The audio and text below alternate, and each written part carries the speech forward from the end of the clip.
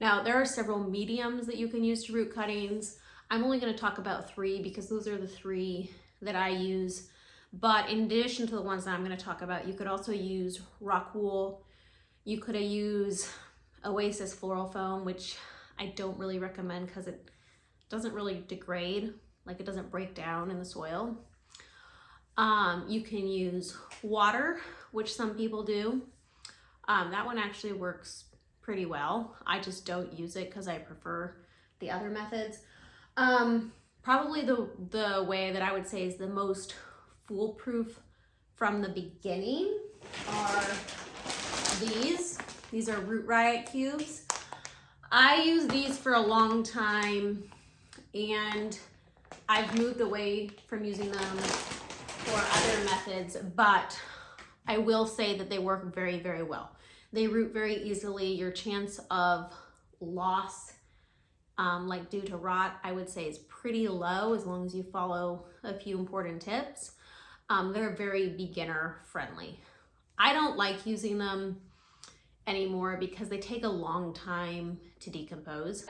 The cube itself, when you dig up your clump at the end of the season, you're gonna still find it around the eyes and around the crown. And I don't like that. And I found other ways that work just as well, in my opinion. So if you wanna get your bearings and you're just starting out and you've never taken a cutting before, I would say that that option, the Root Riot, is extremely beginner friendly and you can possibly just test a few out and see how you like them. But I personally think that the other 2 options that I'm going to talk about are not only just cheaper, frankly, because the Root Riot cubes they add up, but they're also actually really, really easy. You just have to make sure a couple things are correct and they work just as well. So one is just plain vermiculite. This is coarse vermiculite. If you do this, I would recommend the coarse, not the fine, because you need some like air in there. So it's a soilless medium, so there's less chance of bacterial and fungal issues. Vermiculite itself is actually antifungal, and they root really easily in this without a lot of effort. People also root in sand, like sand that you'd find at the river or the ocean. That actually works well too. It's a little bit similar to vermiculite. The reason why I haven't used that one is that you need to keep your medium damp, and wet sand is quite heavy. So when you start in sand, your trays get really, really heavy, which isn't a big deal, you know, if you only have 1 or 2, but I have a lot of trays, so I think about that. Also, because I use vermiculite for packing tubers anyway, it's something that I have on hand. Sand is an extra thing that I'd have to get, and I just try to have as many uses for the stuff that I buy as possible. Another option, and this is my personal favorite option at this point, having done a lot of different things over the years, is a mixture of potting soil and vermiculite. And as you can see, this tray has a bunch of cuttings in it. Obviously you can just use potting soil too. The reason why I like to mix the 2 is that you have that soil in there. So once they start to root, they have a little nutrients that they can start to draw on, and they can stay in that tray a little bit longer. They don't need as much fertilizer, but then the vermiculite loosens up the potting soil, and I find there's less issues of rot or dampening off before they actually can root. So those are the 3 methods that I'm going to talk about. Just straight vermiculite, potting soil, and vermiculite mixed, and then the Root Riot. And then one quick note about the trays that I use. This isn't sponsored. These are just ones that I like using, but I always get a lot of questions on them. And you can do this a lot of different ways. Like if you wanted to do straight soil and you're into soil blocking, you can soil block your cuttings and start them that way. It all applies the same. But I use never sink trays.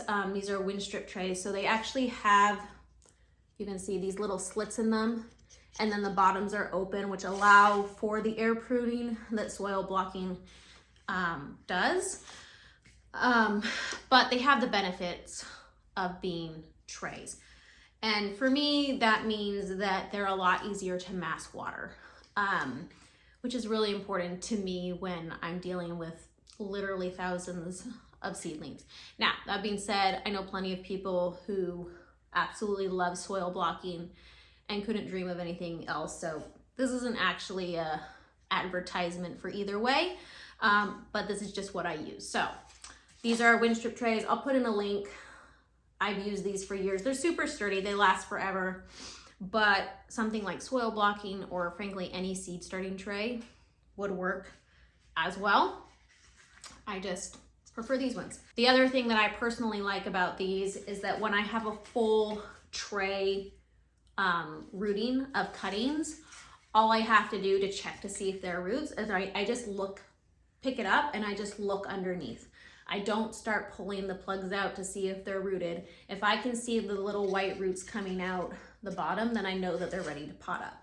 And I'll do another video on that once I have a lot rooted and show you how I take them out and pop them up so that they can keep growing. All right, let's talk about soil consistency. So this applies whether you're doing potting soil or potting soil and vermiculite. So this is approximately 2/3 potting soil, 1/3 vermiculite. And as you can tell, it's already wet, and this is really important. You do not want to start by filling whatever tray you use with dry mixture, because once it's in there and you've put stuff in, it's a lot harder to get it to the right consistency to start with. So this is the consistency you're looking for. You can squeeze it, and probably I can feel like a couple drops of moisture coming out from my hands, but this is the consistency that you want. You do not want it soaking wet, but you do want to be able to form somewhat of a ball with it. And the same goes actually if you're using just vermiculite. So this is coarse vermiculite, and I'm gonna squeeze some. As you can tell, I can make a form with this, and that's really what you're looking for in consistency. Now, filling these trays are super easy, and I'm just gonna show you real quick how I would do it. If you have the right consistency in your dirt, or vermiculite, actually, I'll show you with the vermiculite too. It doesn't matter that there are holes in it, because it's going to fill and hold that shape. I'm doing this one-handed, so it takes longer. Usually this takes like 30 seconds or less to fill the whole tray, but it's gonna hold that shape in there as long as you have the right moisture content. So I fill it and then I pack it down, and if I lifted this up now, you can see that it's stuck in there. And so I would just do that for the entire tray before I start a cutting session. So ideally, no matter what you do, soil blocking, any type of seed starting tray, whether or not you use these, you're gonna want some kind of bottom tray so you can water easily. If you end up hand watering them all, that's fine. But if you're planning on taking a lot of them, the bottom trays are nice. These are 10-20 trays from Bootstrap Farmer, actually, and I use them for everything. Never Sink Farm also sells bottom trays, and I have some of those, and those work really well too. But like I said, I use typically what I have at hand on the time, and I had those for Bootstrap, so those work really well. All right, so let's get down to cuttings. All right, so this is one of the key factors if you're taking a cutting pole, which basically means you just pull that little sprout off. Now, this is about 2 inches. Now, here's the important thing. If you take off too much of this, let's try and zoom in there, you will remove the eye, which means it will not send up new sprouts. So if you're new to it, what you can do is you can just cut right above where it touches the base of the tuber. The way that you would do that, so you take your scissors, and again, if you're going to do it this method, you also would need to sanitize your scissors between each cutting. And you would go right above, see right above where that tuber is. You're not cutting the actual tuber, and you would just cut it off. Okay, so that's what it would look like afterward. You, as you can tell, you can still see a little bit of that, but that way you make sure that you didn't actually damage the eye. And then what will happen is you're gonna get 2 to 3, sometimes 4 little sprouts coming up from around this eye. That is totally normal. That is not a disease. That is the way that you get more and more cuttings. So this is now our cutting. So if you were doing a root riot cube, this is what they look like. They should have a little bit of moisture in them. If they feel dry, what I like to do before I even take the cutting is just dunk them quickly in water and then squeeze out like the extra like that. Because you don't want them soaking wet, but if these do or can dry out, and you don't want that. Even though they come with a pre-hole, I found that trying to push a cutting into that sometimes damages the cutting because it doesn't go down as far as you think it does. So what I do is I just take a pencil and I just make a new hole where that one is.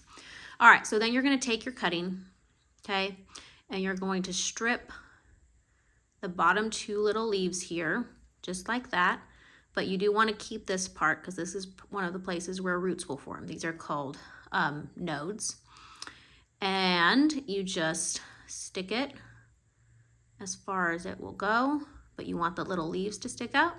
And there you go. That's a root riot cutting. Now, obviously, don't forget to label these or you won't know what's in your field or what they are.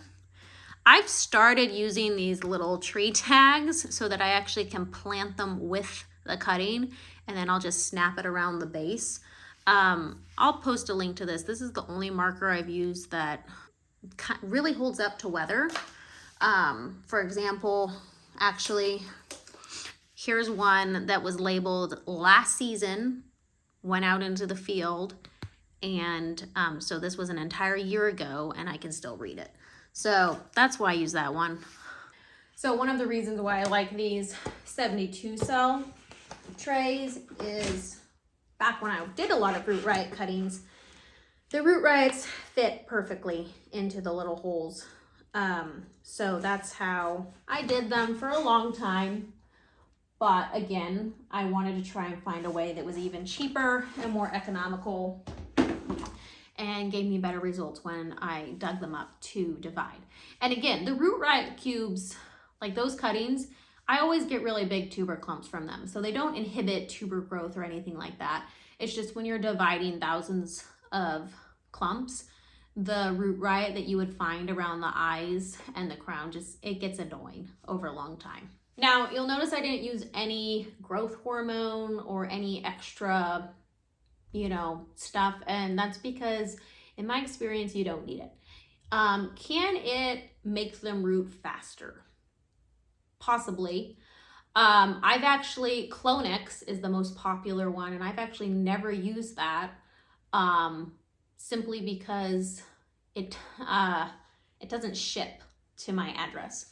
So different states have different laws about what chemicals or hormones that they will easily ship in, and I think that there might be a couple stores I can find it around here, so I have thought about trialing it. But for example, Amazon doesn't ship to my address with that, and I buy quite a few things through there just for the convenience of not having to shop around. So that being said, a lot of people use it and swear by it. I have done thousands and thousands of cuttings over the past 3 years and have never used it and have never needed to use it. So if you feel like you might want to try it and give some extra help, like go for it. But I guess I would just say it's not necessary. What I do is when my cuttings are rooted and when I pot them up, I mix some mycorrhizal fungi into my potting soil to help establish even better roots once they get potted up. And I can't prove that that does anything, but I will say that the cuttings I plant are very vigorous, they grow quickly, and they have really good root systems and really good tuber clumps. So I'll post a link to what I use. Seriously, you can get like a little jar, and I still have a jar. Like it lasts a long time. You really don't need much. All right, so for this one, I'm gonna show you how I would do an actual tuber pull. And if I can, I'm gonna point out, right? So here, right here is a cutting, is a place where I took a cutting last week, and here, here, and here are the 3 little new sprouts that are starting to come up. But this one actually had 2 eyes, 2 beginning eyes. So that one I took a cutting from, and then this sprout is one I'm gonna take a tuber pull. And what you do is you just very, very gently wiggle it off. All right, so then you can tell that that eye place is still intact, and I didn't take any of the actual tuber. So this, again, like within a few days, I'm gonna see some little sprouts forming around here. So by the next time I take cuttings, I'll have probably 6 that I can take. So 3 from up this one and 3 from down here. And this one I'm gonna show with the vermiculite and soil. So again, we're gonna just take off those little leaves. And again, I just use pencil, very fancy. And I'll take that, I'll put it in, and I just firm the soil down around it. And it would be the exact same thing if I was rooting in vermiculite. And then here's my tag. And one of the things I forgot to mention is that you don't have to, but it can be very helpful to write down the date of when you took that cutting so you kind of know how long it took to root. And I'll just stick that tag in there, and that's how I take all those. Now the final piece of information is that in almost any climate, with the exception of maybe mine, but I still use them initially, is that you want a humidity dome to go over these cuttings for the first, well, honestly, I would say until they're rooted. The cuttings, you just remove them from their nutritional source. So you want to create a protected environment for them while they can establish new roots and get going. So I'll post a link to where I get these. They're very simple. Humidity domes, they go over the tray once I take the cuttings, and I would recommend leaving it there until they're rooted for best success. So as an example though of that humidity dome, this is how it would go over, and then they would go under light. If your natural humidity is really high, like 95%, you know, if you live in a place like I do where we get a lot of rain, you probably don't need it. I definitely do not always use them. It is super common to see your cuttings just wilt within like the first 10 hours of you taking new ones. And the humidity dome just helps them recover quicker from that and, you know, get all upright again and stay happy until they can be rooted. All right, let's talk about grow lights really quick. In order for your cuttings to root successfully, they do need grow lights. And people ask me all the time, it's like, well, what grow lights do you use? And honestly, it really doesn't matter unless you're actually trying to grow them from a cutting to a full grown plant with flowers inside. But as far as rooting them goes, any generic grow light will work. I do recommend LEDs because they don't put off extra heat and they're not going to burn your cuttings. And the grow lights themselves should be like the grow light to where the top of the cutting is, there should only be about 2 inches between those two things so they get enough light. But most grow lights, generic grow lights, will work to root your cuttings, no problem. I will put a link to the ones that I personally use to root them, and I will also put a link to the few that I use for plants that I'm actually trying to take from, you know, rooting stage to bloom cycle. So like they need that full spectrum of light.